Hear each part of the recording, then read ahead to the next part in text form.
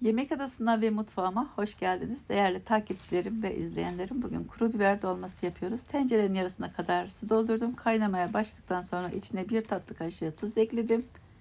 Ve bir bağ kuru biberi haşlamaya başladım. Burada 1 su bardağı tane sumak var. 2 su bardağı soğuk suyla haşlıyorum. 1 su bardağı kadar zeytinyağını tencereye aldım. Üzerine 2 baş kuru soğanı doğradım ve soğanlar pembeleşinceye kadar kavurmaya başladım. Bu arada biberler haşlandı. Suyunu süzdüm. Soğuk suyun altına tuttum. Yıkadım. Biberlerimiz şu anda süzülüyor. Hazırdır. Eğer varsa şöyle 150-200 gram kadar da kıyma kullanabilirsiniz. Yoksa da kullanmadan da olur.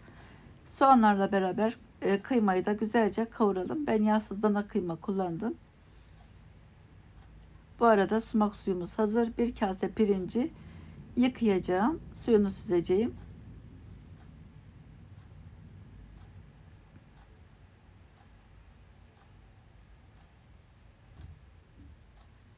Bir yemek kaşığı domates biber salçası.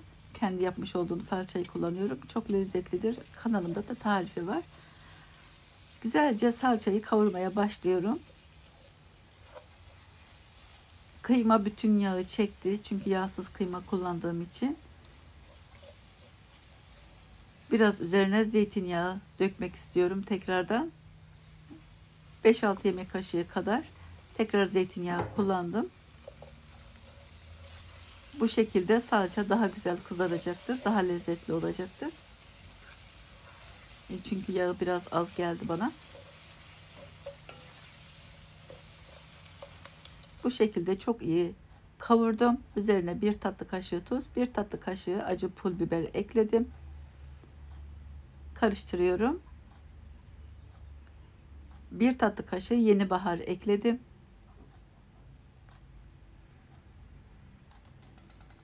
Pirinci yıkadım, süzdüm. Ekleyerek karıştırıyorum.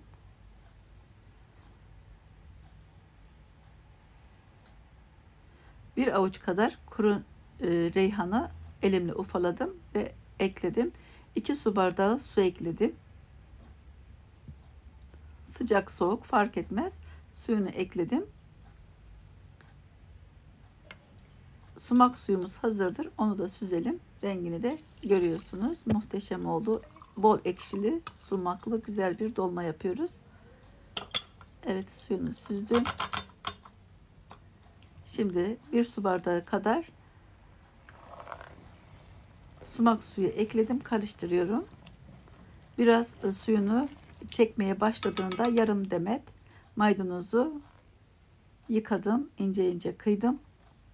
Onu ekliyorum. Daha sonra artık ocağın altını kapatabilirsiniz. Kalan suyunu da kendisi çeker zaten.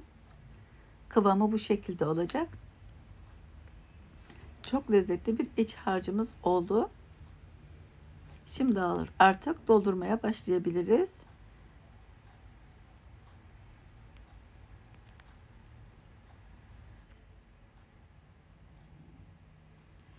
Böyle küçük bir tatlı kaşığı yardımıyla içlerini dolduruyorum. Çok da fazla doldurmayalım. Biraz da şişme payı bırakalım.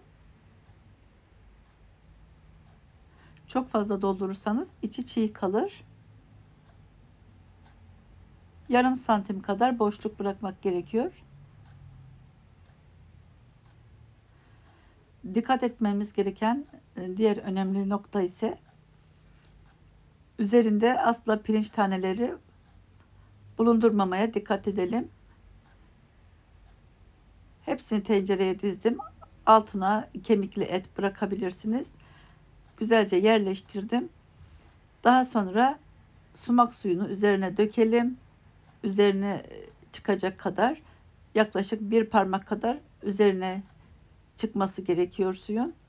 Ölçünüz bu olsun. Hangi tencereyi kullanırsanız kullanın. Kaynamaya başladıktan sonra kısık ateşte yaklaşık 1 saat kadar kısık ateşte pişirdim. Gayet de güzel kokular yayılmaya başladı. bol ekşili, sumaklı, şahane bir Diyarbakır dolması yaptık. Yanına sarımsaklı yoğurt, güzel bir mercimek çorbası ile, bol yeşil bir salatayla veya cacık yapabilirsiniz. O şekilde güzel bir menü hazırlayabilirsiniz. Görüyorsunuz, kıvamı da gayet güzel. Şimdi içini de gösterebilirim. Bakınız, içi tane tane, tam kıvamında pişmiş, tam ölçülü, harika bir Diyarbakır dolması yaptık. Yapıp deneyecek olanlara da kolay gelsin, afiyet olsun. İzlediğiniz için de çok teşekkür ediyorum. Başka tariflerde, başka videolarda görüşmek üzere. Hoşça kalın. Lütfen beğeni tuşuna basıp abone olmayı unutmayın. Hoşça kalın.